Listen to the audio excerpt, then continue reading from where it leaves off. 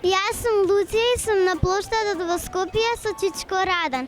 Чичко Радан, кажи ми што се звезди и колку се далеку? Звезди се многу далеко, иначе представуваат огромни топки од газ кои не загреват. Наша најпознатата звезда која имаме и која не грее секој ден се вика Сонце. Секоја звезда што гледаме на небо е нечие туѓе сонце. Чичко Радан, кажи ми дали звездите вистински паѓаат? Сушност овие звезди за кои предмет се зборувавме не.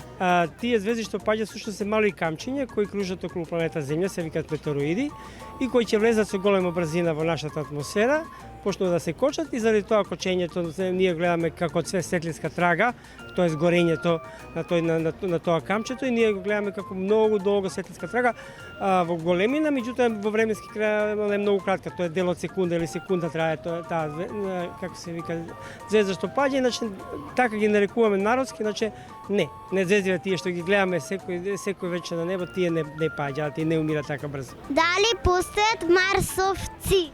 За жал не, ама наука се труди секој ден да ги најдеме, не само на Марс, него и на други тела во сончев систем, имаме неколку кандидати.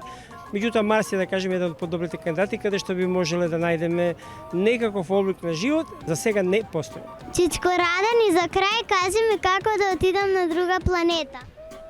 За да отидете на друга планета треба да станете космонаут, пред тоа може би било да бидете некој научник или уште подобро пилот и научник.